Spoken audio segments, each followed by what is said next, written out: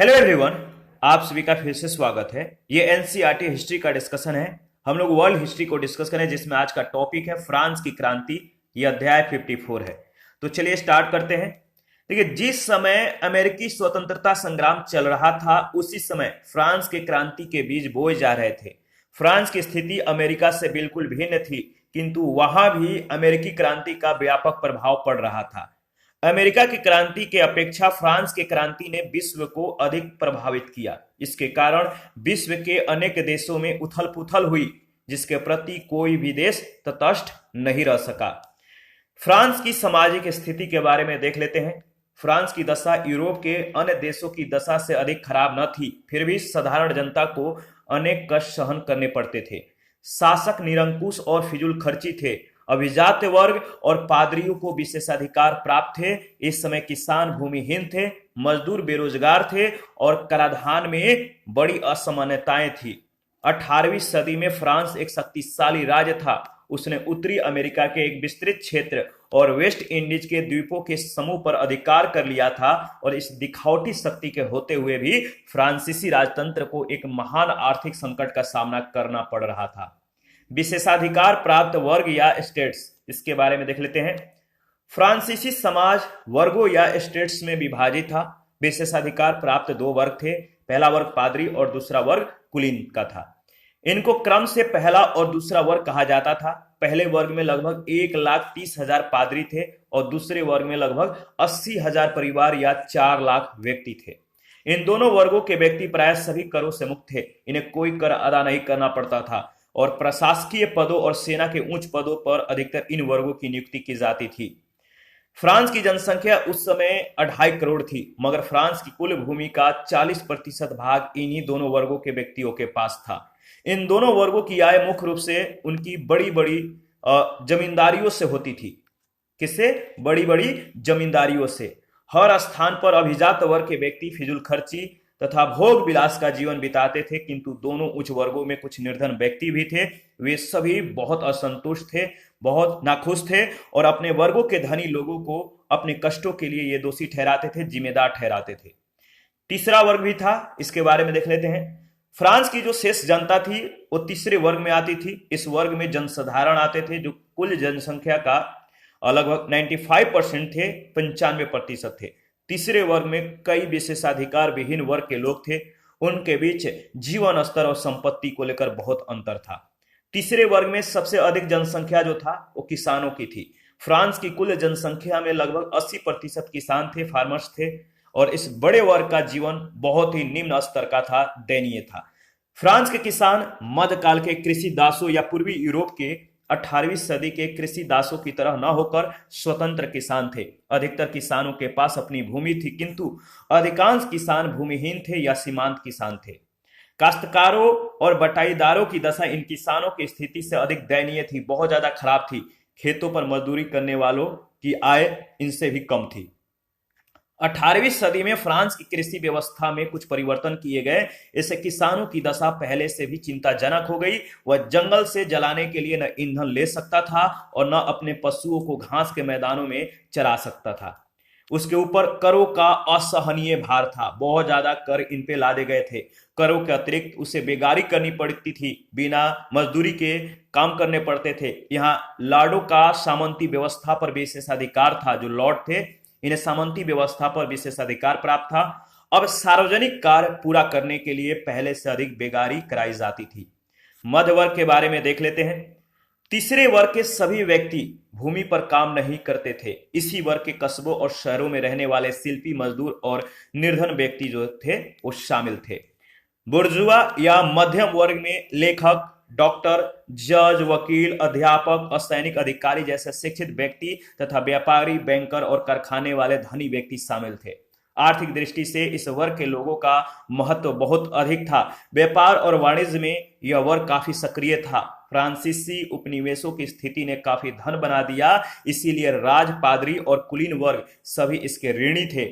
इन्होंने 19वीं सदी में आर्थिक और सामाजिक जीवन में परिवर्तन किया। मध्य वर्ग को राजनीतिक अधिकार बिल्कुल नहीं मिले थे। इस वर्ग का समाज में कोई विशेष सम्मान नहीं था। इस वर्ग के सदस्यों को बार बार अपमानित होना पड़ता था। दस्तकार तथा शहरों के जो मजदूर हैं इनके स्थिति के बारे में देख लेते हैं। 18वीं सदी में फ्रांस के शहरों के निर्धन वर्ग की दशा बहुत खराब थी। इस वर्ग में मजदूर और दस्तकार शामिल थे। उनको हीन प्राणी समझा जाता था और उनके पास कोई अधिकार नहीं थे। बिना मालिक के इच्छा के और उसे अच्छे आचरण का प्रमाण पत्र लिए बिना कोई मजदूर अपनी नौकरी छोड़कर दूसरी नौकरी नहीं कर सकता था। जिन मजदूरों के पास प्रमाण पत्र नहीं होता उन्हें बंदी बनाया जा सकता था। उन्हें सुबह से शाम तक कठिन परिश्रम मेहनत करना पड़ता था और बहुत से कर देने पड़ते थे। शोषित या पीड़ित मजदूर बहुत सी गुप्त संस्थाएं बना लेते थे और वे हड़ताल तथा विद्रोह करते थे। इसके बाद राजतंत्र के बारे में डिस्कस कर लेते हैं। देखिए, फ्रांस में राज्य का जो अध्यक्ष होता था वो राजा होता था, जो पूर्णतः निरंकुश होता था। जब क्रांति प्रारंभ हुई तब फ्रांस में लुई 16वें शासन कर रहा था। लुई 16वां वह बुद्धिमान नहीं था, लेकिन बहुत जिद्दी तथा सरकारी कार्यों से उदासीन रहने वाला वह व्यक्ति था। उसकी सुंदर किंतु मूर्ख पत्नी मैरी एंटोनेट उत्सव में काफी रुपए खर्च किया करती थी। वह अपने लोगों को उच्च पद दिलाने के लिए राजकाज में दखल देती रहती थी। ऐसे परिस्थिति में सरकार को बहुत ज्यादा आर्थिक संकट का सामना करना पड़ा। बड़ी सेना और युद्धों के व्यय ने आर्थिक दशा और भी बिगाड़ दी थी। तर्कवाद और तर्क का युग, इसके बारे में देख लेते हैं। इसमें क्या चीजें थी। फ्रांसीसी बुद्धिजीवी थे, फ्रांसीसी बुद्धिजीवियों ने 18वीं सदी में जो विचार व्यक्त किए वे तर्क पर आधारित थे। इसीलिए इस काल को तर्क का युग कहते हैं, लॉजिकल युग कहते हैं। ईसाई धर्म की शिक्षा थी, जो ईसाई धर्म थे इनकी जो शिक्षा थी आपको याद रखना है। ईसाई धर्म की जो शिक्षा थी कि मनुष्य का जन्म ही कष्ट भोगने के लिए हुआ है। मनुष्य का जन्म किसके लिए हुआ है? तो कष्ट भोगने के लिए। लेकिन अगर बात करें तो फ्रांस के क्रांतिकारी दार्शनिकों ने बड़े जोरदार शब्दों में कहा कि मनुष्य का जो जन्म है इस संसार में सुखी रहने के लिए हुआ है। वे ईश्वर के अस्तित्व को या तो मानते ही नहीं थे या उनकी अपेक्षा करते थे। क्या करते थे? आलोचना करते थे। ईश्वर के स्थान पर वे प्रकृति को मानते थे और कहते थे कि मनुष्य को प्राकृतिक नियमों को समझने का प्रयत्न करना चाहिए, कोशिश करना चाहिए और तर्क में आस्था रखनी चाहिए। उनके अनुसार समाज को सुधारने और पूर्णता प्रदान करने के लिए पूर्णता प्रदान करने के लिए केवल तर्क बुद्धि पर्याप्त है। तर्क बुद्धि, तो ये तर्क बुद्धि पर ज्यादा जोर देते थे। पादरियों पर प्रहार किया गया, किस तरह से किया गया देख लेते हैं।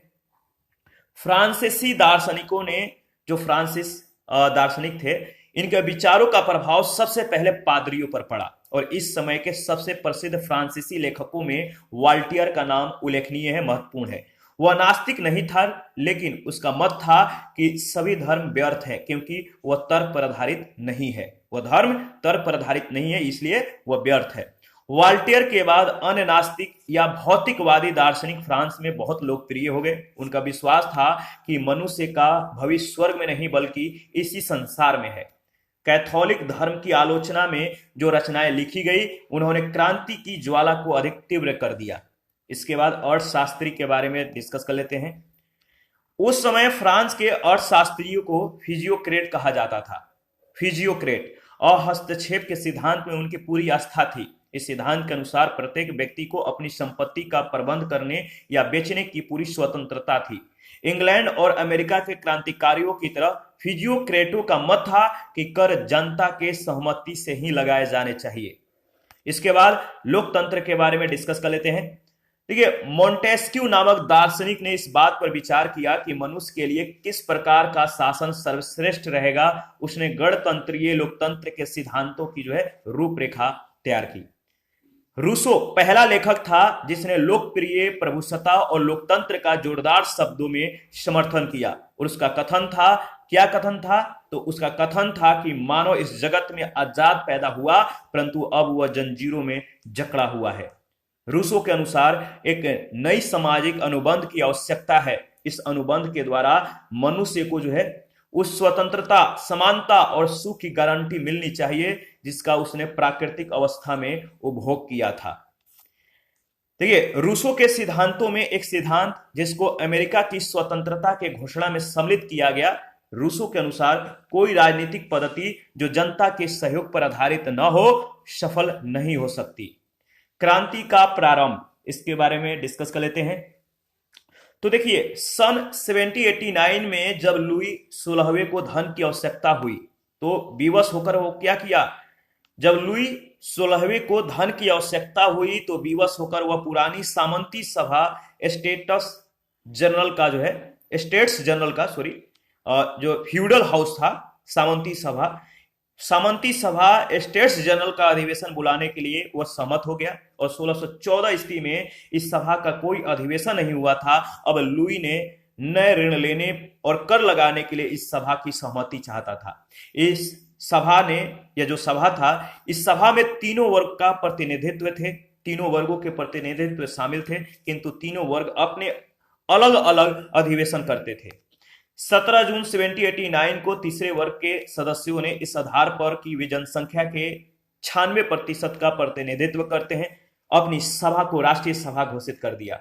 20 जून को जब वे अधिवेशन करने के लिए एकत्रित हुए तो उन्होंने देखा कि जिस हॉल में उनका अधिवेशन होने वाला था उस पर शाही अंगरक्षकों का पहरा है। वे अधिवेशन करने के लिए दृढ़ संकल्प थे, इसलिए वे पास के शाही टेनिस कोर्ट में एकत्रित हुए और वहीं उन्होंने फ्रांस का संविधान बनाना प्रारंभ किया। लुई ने उस सभा को भंग करने का प्रयत्न किया, सेना बुला ली गई और इस बात की अफवाह फैलाई गई कि शीघ्र ही सभा के प्रमुख सदस्यों को जो है बंदी बना लिया जाएगा। इससे जनता में रोष की लहर दौड़ गई और हजारों की संख्या में लोग वहां एकत्रित होने लगे। 14 जुलाई को उन्होंने बास्तिल के कारागार को घेर लिया। 4 घंटे घेरा डालने के बाद वे जेल का फाटक तोड़ने में सफल हो गए और उन्होंने सभी बंदियों को क्या कर दिया, आजाद कर दिया, स्वतंत्र कर दिया।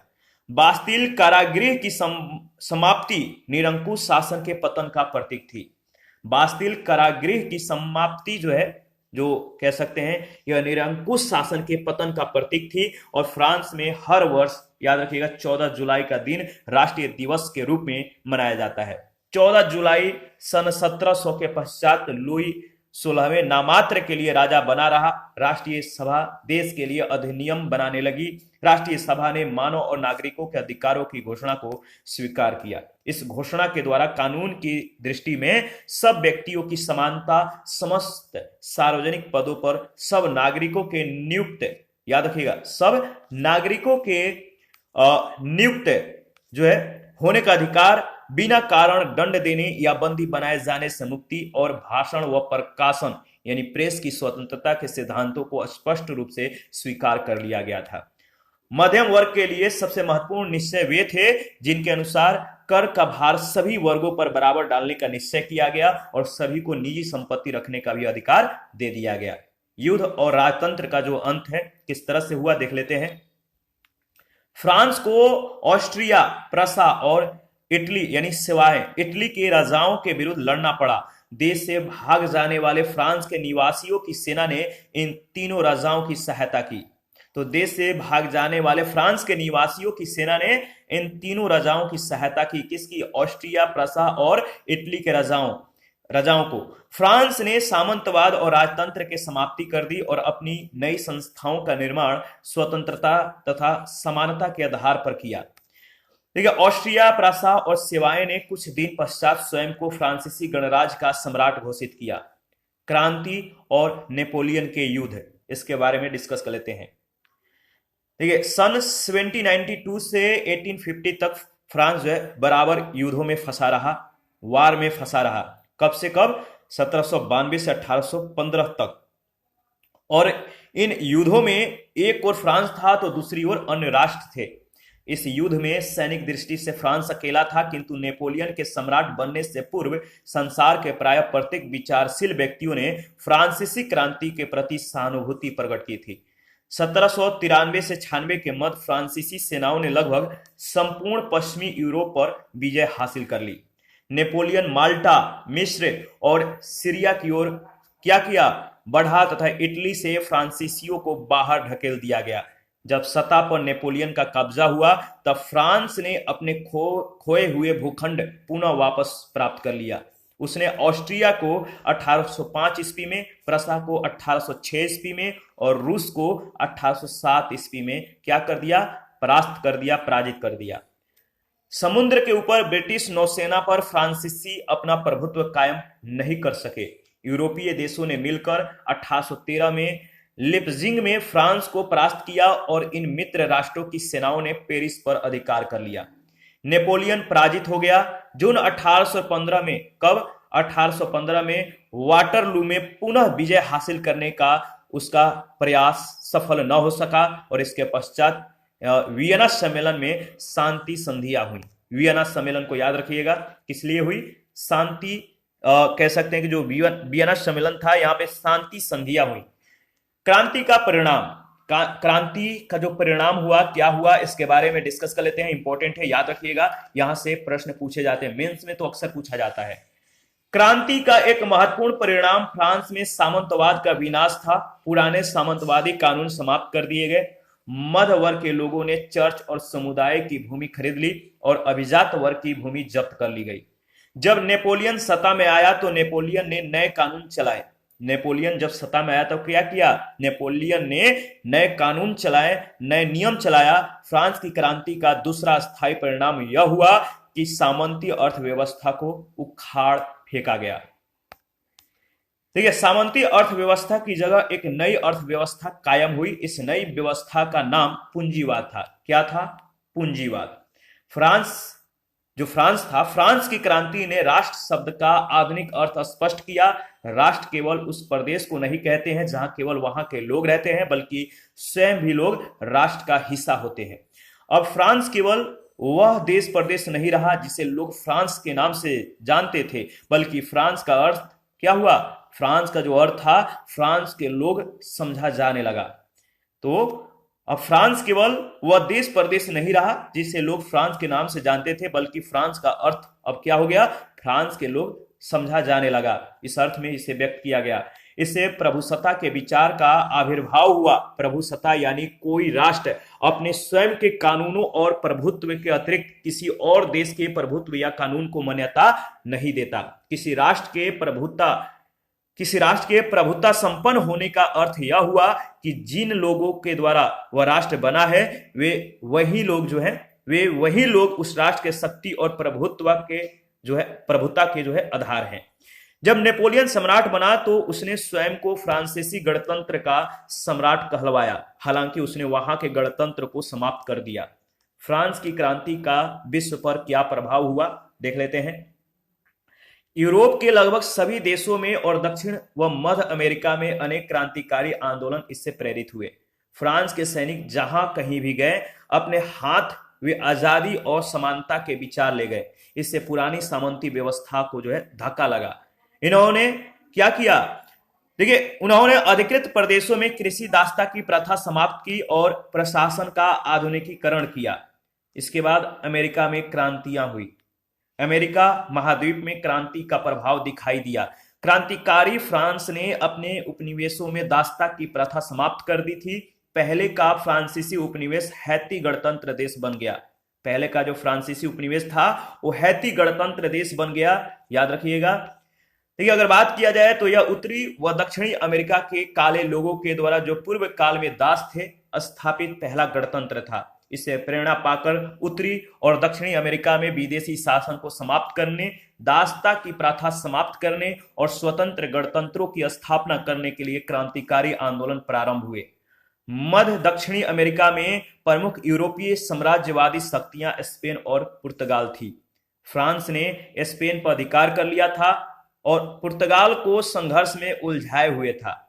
19वीं शताब्दी के प्रारंभ में ये दोनों साम्राज्यवादी देश अपने उपनिवेशों से हटा दिए गए। नतीजा यह हुआ कि मध्य और दक्षिणी अमेरिका के अधिकांश स्पेनी और पुर्तगाली उपनिवेश स्वतंत्र हो गए, फ्री हो गए, आजाद हो गए। इन देशों में स्वाधीनता के आंदोलन ने अमेरिका के स्वाधीनता युद्ध की सफलता से प्रेरणा पाई थी। इसके बाद अगर बात करें तो यूरोप में क्रांतिकारी आंदोलन हुआ। किस तरह से हुआ? तो 1815 के बाद के काल में यूरोप के हर देश में क्रांतिकारी गतिविधियों का आविर्भाव हुआ। इस काल में एक प्रबलकारी शक्ति के रूप में राष्ट्रीयता का उदय हुआ। यह राष्ट्रीयता न तो किसी खास प्रदेश के लिए विशेष थी और न ही अंध देशभक्ति वाली थी। देखिए, दक्षिणी अमेरिका के क्रांतिकारी हेसिंग, साइमन बोलीवर और सैन मार्टिन दक्षिण अमेरिका के अनेक देशों के लिए लड़े। इटली की आजादी और एकता के लिए लड़ने वाले नेताओं में सर्वोच्च कौन था? मेजनी था। उसने पोलैंड, जर्मनी और इटली की स्वतंत्रता के लिए यंग पोलैंड, यंग जर्मनी और यंग इटली जैसे नए संगठन बनाए। 1815 ईस्वी में ऑस्ट्रिया, ब्रिटेन, रूस और प्रसा ने एक संधि की। इस संधि के घोषित लक्ष्यों में से प्रमुख जो था वो याद रखिएगा, जनता के द्वारा किसी ऐसे शासक को जिसे ये देश वैध शासक मानते हो उखाड़ने की कोशिश को कुचलना। ऑस्ट्रिया, रूस और प्रसा ने एक और संधि कर रखी थी जिसे वे पवित्र संधि कहते थे। इसमें आगे चलकर जो है और शासक शामिल हो गए। यूरोप के क्रांतिकारी आंदोलनों को दबाने के लिए वहां के शासकों ने जो उपाय किए वे असफल रहे, फेल हो गया और 1830 में अनेक देशों में क्रांति की जो चिंगारी थी वो दहक उठी, बहुत ज्यादा फैल गई। फ्रांस का राजा भागकर इंग्लैंड पहुंचा और उसकी जगह लुई फिलिप ने, फ्रांस का जो राजा था वो भागकर कहां गया, इंग्लैंड पहुंचा और उसकी जगह लुई फिलिप ने ले ली, जिसने जनता के इच्छा अनुसार शासन करने का वचन दिया। हॉलैंड से आजादी लेने के लिए बेल्जियम में विद्रोह हुआ, अधिकांश विद्रोहों को दबा दिया गया, फिर भी दो नए राष्ट्रों की आजादी को मान्यता मिल गई। 1830 ईस्वी में यूनान और 1839 ईस्वी में बेल्जियम को आजादी की मान्यता मिली। 1848 की क्रांतियां, 1848 की जो क्रांतियां हैं इसके बारे में डिस्कस कर लेते हैं। 1848 ईस्वी में यूरोप के लगभग सभी देशों में क्रांति के लिए आसार दिखने लगे, जो पवित्र संधि वाले देशों के लिए दुर्भाग्यशाली सिद्ध हुए।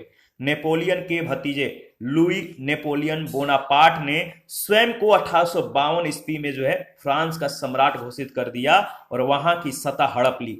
अंत में जब इस लुई बोनापार्ट का साम्राज्य समाप्त हुआ तब 1871 में फ्रांस गणतंत्र बन सका।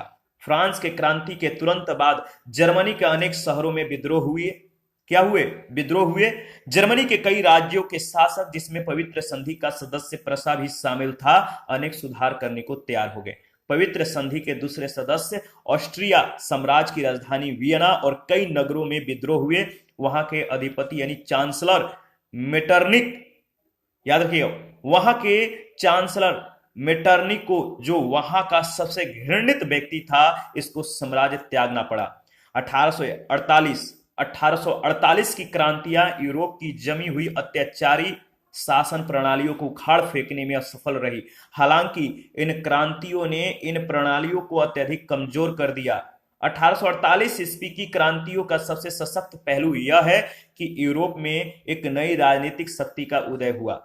1848 ईस्वी की क्रांतियों की एक बड़ी ताकत श्रमिक थे। उनका उद्देश्य केवल राजतंत्रों को उखाड़ना ही नहीं या उखाड़ फेंकना ही नहीं, बल्कि औद्योगिक क्रांति के साथ जन्मी आर्थिक प्रणाली पूंजीवाद को समूल नष्ट करना था। इंग्लैंड में लोकतंत्र का जो विकास है इसके बारे में देख लेते हैं।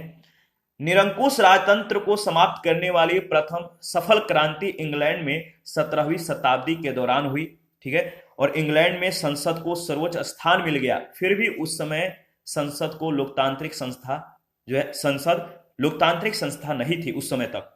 18वीं और 19वीं सदी के दौरान संसद को लोकतांत्रिक संस्था बनाने की मांग क्या हुआ, इस मांग को जो है काफी मतलब कि सराहा गया या इस मांग ने काफी जोर पकड़ा और प्रत्येक नागरिक को मतदान का अधिकार दिलाने के लिए आंदोलन चलाए गए। याद रखिएगा, तो 18वीं और 19वीं सदी के दौरान संसद को लोकतांत्रिक संस्था बनाने की मांग जोर पकड़ ली। प्रत्येक नागरिक को मतदान का अधिकार दिलाने के लिए जो है आंदोलन चलाए गए। ठीक है, इसके बाद अगर बात करें तो 1832 तक संसद के लिए प्रतिनिधि जनसंख्या नहीं बल्कि चुनाव क्षेत्रों यानी काउंटियों और बरों के आधार पर चुने जाते थे। 1832 के अधिनियम के द्वारा पुराने जनसंख्या विहीन क्षेत्रों में ये सड़े हुए बरों यानी उस समय उन क्षेत्रों की इसी नाम से पुकारा जाता था, इनको चुनाव क्षेत्र के रूप में जो है समाप्त कर दिया गया और उनके स्थान पर ये नए कस्बों और शहरों के प्रतिनिधि भेजने का जो है मतलब कि अधिकार दे दिया गया। तो 1832 तक क्या हुआ, संसद के लिए जो प्रतिनिधि थे जनसंख्या नहीं बल्कि चुनाव क्षेत्रों के आधार पर चुने जाते थे और 1832 के अधिनियम के द्वारा पुराने जो जनसंख्या विहीन क्षेत्र थे या सड़े हुए जो बरो थे, जो कि उस समय उन क्षेत्रों को इसी नाम से पुकारा जाता था, इनको जो चुनाव क्षेत्र के रूप में समाप्त कर दिया गया और उनके स्थान पर अब जो है नए कस्बों और शहरों को प्रतिनिधि भेजने का जो है अधिकार दे दिया गया। उस समय मतदान का अधिकार केवल उन्हीं व्यक्तियों को था जिसके पास कस्बे या गांव में अपनी निजी मकान हो या जिन्होंने एक निश्चित मूल्य या उससे ऊपर का मकान किराए पर ले रखा हो। इस प्रकार केवल 10% जनता को मतदान का अधिकार था। राष्ट्रीय एकीकरण और आजादी के लिए किए जाने वाले संघर्ष 19वीं सदी के यूरोप के इतिहास की एक प्रमुख विशेषता थी। जर्मनी का एकीकरण बहुत ज्यादा इंपॉर्टेंट है, इसके बारे में डिस्कस कर लेते हैं। 18वीं सदी में जर्मनी अनेक राज्यों में बटा हुआ था, जिनमें से कुछ तो इतने छोटे थे कि शहरों से बड़े न थे। नेपोलियन की लड़ाइयों के जमाने में जो नेपोलियन के लड़ाइयों के जमाने में इनमें से बहुत से समाप्त हो गए थे। युद्ध के बाद भी जर्मनी में 38 स्वतंत्र राज्य बचे थे, 38, और इनमें से प्रसा, ब्रेनबर्ग, बवेरिया, बॉडेन और सैक्सोनी बड़े राज्य थे। आकार और सैनिक शक्ति के दृष्टि से प्रसा सबसे शक्तिशाली था। प्रसा याद रखिएगा। प्रसा की सामाजिक व्यवस्था में सबसे प्रभावकारी वर्ग बड़े जमींदारों को था, जिन्हें जुंकर कहते थे। जुंकर। प्रसा भी पवित्र संधि के सदस्यों में से था। अनेक राज्यों में विभाजित होने के कारण जर्मनी के आर्थिक विकास को अत्यधिक नुकसान या हानि उठाना पड़ा था। इन राज्यों की सामाजिक और राजनीतिक प्रणालियां भी बड़ी पिछड़ी हुई थी और इन राज्यों के लोगों ने जर्मनी के राष्ट्रीय एकीकरण, लोकतंत्रीय सरकार की स्थापना और सामाजिक व आर्थिक सुधारों की मांग करना प्रारंभ कर दिया। 1815 ईस्वी में जर्मनी के राज्यों को ऑस्ट्रिया के साथ जर्मनी संघ में संगठित कर दिया गया। 1848 ईस्वी में जर्मनी के प्रत्येक राज्य में विद्रोह हुए और शासकों को लोकतांत्रिक संविधान बनाने पर विवश किया गया। जर्मनी को एक करने के दृष्टि से और संयुक्त जर्मनी के लिए संविधान बनाने के उद्देश्य से फ्रैंकफर्ट में एक विधान सभा बैठी। फ्रैंकफर्ट की सभा ने जर्मनी के एकीकरण का प्रस्ताव रखा और इसके अंतर्गत एक संवैधानिक राजतंत्र का निर्माण होना था। याद रखिएगा, जो क्या हुआ, अगर बात करें तो देखिए मैप को देखिए, जो प्रसा के राजा के अधीन काम करता और यह राजा जर्मनी का सम्राट कहलाता था। पहले मैप को देख लीजिए, इसके बाद नेक्स्ट जो पॉइंट है इसके बारे में डिस्कस करेंगे। देखिए जो मैप है, इस मैप में आप लोकेशन को एक बार अच्छे से जो है, ये जर्मनी का एकीकरण का जो मैप है, आप एक बार अच्छे से इसको एनालिसिस कर लीजिएगा। ये उत्तरी सागर है, इधर ये बाल्टिक सागर है, ये है प्रसिया, बर्लिन, ब्रेनवर्ग, ये हेनोवर, ये वेस्टफेलिया, ये कोलून, सैक्सोनी। तो जो है मैप है, ये आपका सिलेस्टा है, ये वाला एरिया यहाँ पे, ये बवेरिया है, ये फ्रैंकफर्ट है और ये बॉर्डेन है, म्यूनिक है। तो देखिए 1856 से पूर्व फ्रांस का जो क्षेत्र है वो ये वाला क्षेत्र है, ठीक है। और जो फारसियों के द्वारा 1856 में अधिकृत हुआ वो ये वाला क्षेत्र है, जो इस तरह से इंडिकेट किया गया है। और उत्तरी, याद रखिए, उत्तरी ग्यूमेन परिसंघ के जो अन्य सदस्य हैं, वो जो क्षेत्र है वो कौन सा है, वो ये वाला क्षेत्र है, ये वाला सैक्सोनी का क्षेत्र है। इसके बाद जो ग्यूमेन साम्राज्य के निर्माण में शामिल राज्य 1871 है, वो बताइए वो कौन सा एरिया है। वो देखिए, वो जो एरिया है आप देख सकते हैं, वो ये वाला एरिया है, ये वाला। और जो ये वाला एरिया है, ये वाला, ये है 1871 में फ्रांस के अधिग्रहित क्षेत्र। 1871 में जो फ्रांस से अधिग्रहित क्षेत्र है वो ये वाला एरिया है, ठीक है। तो आप एक बार अच्छे से एनालिसिस करके आगे बढ़िएगा। ठीक है, प्रसा के राजा ने प्रस्ताव को स्वीकार नहीं किया। उसने जनता के निर्वाचित प्रतिनिधियों के हाथों से राज मुकुट ग्रहण करने से इनकार कर दिया। इसके साथ ही दमन चक्र प्रारंभ हो गया और लोगों को क्रांति के प्रारंभ में ही जो अधिकार मिल चुके थे वे भी छीन लिए गए। हजारों जर्मन क्रांतिकारियों को देश छोड़कर भागना पड़ा और विदेश में अज्ञातवास करना पड़ा। अज्ञात हो गए, ये अन्य देशों में चले गए। और अब क्या हुआ, जर्मनी का एकीकरण एक लोकतंत्रीय देश के रूप में क्रांतिकारियों के प्रयत्न से नहीं। तो याद रखिएगा, अब क्या हुआ कि एक लोकतांत्रिक देश के रूप में क्रांतिकारियों के प्रयत्न से नहीं होना था, बल्कि एक सैन्य शक्ति प्रधान साम्राज्य के रूप में शासकों के द्वारा होना था। इस नीति का नेता बिस्मार्क था, जो प्रसा के एक अभिजात घराने का था। वह संयुक्त जर्मन राज्य में जमींदार अभिजातियों और सेना की प्रधानता चाहता था। वह जर्मनी का एकीकरण प्रसा के राजघराने के अधीन चाहता था। बिस्मार्क ने एकीकरण की अपनी नीति को रक्त और लौह की नीति कहा। यह प्रश्न कई बार पूछे गए। तो रक्त और लौह की नीति किसने? तो बिस्मार्क ने एकीकरण की अपनी नीति को कहा, और रक्त और लौह की नीति का अर्थ था क्या? वार, युद्ध है। अपने उद्देश्य के पूर्ति के लिए उसने ऑस्ट्रिया को जर्मनी संघ से निकाल कर बाहर कर दिया। उसने 1866 ईस्वी में जर्मनी के 22 राज्यों को, कितने? 22 स्टेट्स को संयुक्त करके उत्तरी जर्मन संघ बनाया।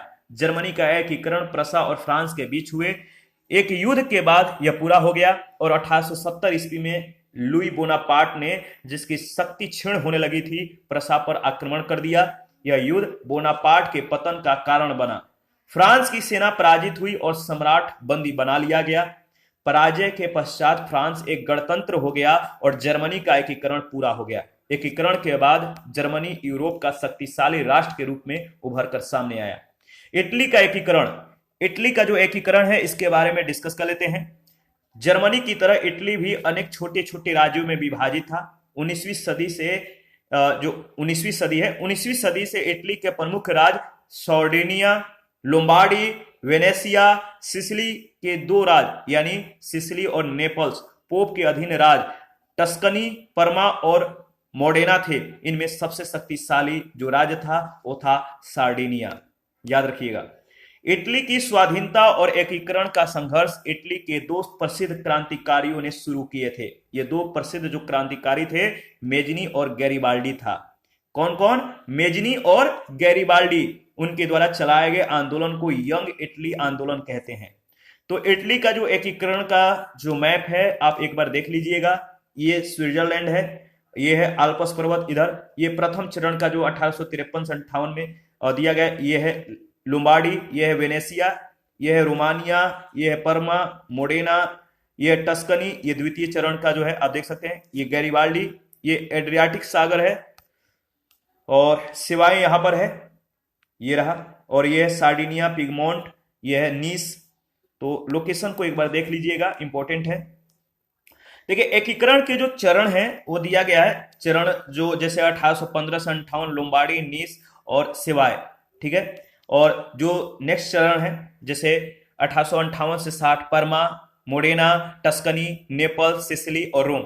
और 1860-66 का जो है ये जो चरण है वेनेसिया, और 1866-71 में रोम। तो आप एकीकरण के चरण को एक बार मतलब ध्यान में रखिएगा, इंपॉर्टेंट है। आगे बढ़ते हैं। देखिए अगर बात किया जाए तो इसका उद्देश्य था इटली को स्वाधीनता दिलाना। इसका जो उद्देश्य था क्या था? इटली को स्वाधीनता दिलाना, उसका एकीकरण करना और वहां गणतंत्र की स्थापना करना था। यूरोप के अन्य भागों की तरह 1848 ईस्वी में इटली में भी क्रांतिकारी विद्रोह आरंभ हो गए थे। 1848 ईस्वी के क्रांति के बाद सार्डिनिया के राजा ने अपने राज्य के राजनीतिक तंत्र में अनेक सुधार कर लिए थे। 1848 ईस्वी के पश्चात उसके प्रधानमंत्री काउंट कैवर ने सार्डिनिया के नेतृत्व में इटली का एकीकरण करने के काम में पहल की, काम को शुरू की। और कैवर के, याद रखिए, कैवर के नीति कुछ मायनों में जर्मनी के बिस्मार्क के द्वारा अपनाई गई नीति के समान थी। ब्रिटेन और फ्रांस का समर्थन पाने की उम्मीद से कैवर ने सन 1853-56 में रूस के विरुद्ध क्रीमिया का युद्ध जो है आरंभ किया। 1859 ईस्वी में कैवर ने लुई बोनापार्ट के साथ एक संधि की और उनके सुधार या उनके अनुसार उसने जो है ऑस्ट्रिया के विरुद्ध युद्ध का जो है आरंभ किया। सार्डिनिया ने लोम्बार्डी से ऑस्ट्रियाई शासन को समाप्त कर दिया और उस पर अधिकार कर लिया। टस्कनी, मोडेना, परमा और उत्तर के पोप के राज भी सार्डिनिया से आ मिले। सार्डिनिया के साथ संयुक्त होने के लिए जो राज्य बच गए थे वे थे सिसिली के दोनों राज्य और रोम, जिस पर पोप का शासन था। इस दौरान सिसिली के दोनों राज्यों में विद्रोह प्रारंभ हो गया और गैरिबाल्डी अपने क्रांतिकारी साथियों के साथ सिसिली द्वीप गया और 3 महीनों के अंदर उसने राजा के शासन से जो है उसको मुक्त करा दिया या मुक्त कर दिया। नवंबर 1860 तक संपूर्ण सिसिली के दोनों राज्य मुक्त हो चुके थे। इटली के क्रांतिकारी संभवतः इतने मजबूत नहीं थे कि इटली के एक संयुक्त गणतंत्र की स्थापना के लिए सिसिली की जो क्रांति है इसको आगे बढ़ाते। उन्होंने पूर्ववर्ती राज को सार्डिनिया के राजा विक्टर इमैनुअल द्वितीय को सौंप दिया और 1861 ईस्वी में इटली के राजा की उपाधि से अपने को विभूषित किया।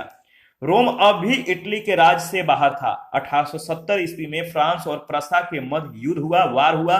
तब बोनापार्ट को अपनी सेनाओं को लेकर रोम से हटना पड़ा। 1870 ईस्वी में रोम के नगर पर इटली के सैनिकों ने अधिकार कर लिया और जुलाई 1871 में रोम इटली के संयुक्त राज्य की राजधानी बनी। मेजिनी और गैरिबाल्डी जैसे लोकतांत्रिक और क्रांतिकारी नेताओं के द्वारा इटली की स्वाधीनता और एकीकरण के लिए किए गए संघर्ष के महत्वपूर्ण योगदान के बाद जर्मनी के भांति इटली भी एक क्या हुआ, राजतंत्र बन गया। इसी के साथ आज का सेशन समाप्त करते हैं। नेक्स्ट सेशन में प्रथम विश्व युद्ध के बारे में डिस्कस करेंगे। आप अपना प्रतिक्रिया देते रहिए। आपके प्रतिक्रियाओं का हमें बेसब्री से इंतजार रहता है। जिन लोगों ने Telegram channel, Telegram quiz group, Facebook, Instagram को ज्वाइन नहीं किया है, वीडियो के डिस्क्रिप्शन बॉक्स में उसका लिंक है, आप ज्वाइन कर सकते हैं। और जिन लोगों को पीडीएफ चाहिए कमेंट कर सकते हैं, या Telegram channel, Telegram quiz group या चैनल के कम्युनिटी बॉक्स में जाइए, वहां पे इसके रिगार्डिंग में इंफॉर्मेशन को अपडेट कर दिया गया। थैंक यू, मिलते हैं नेक्स्ट सेशन में।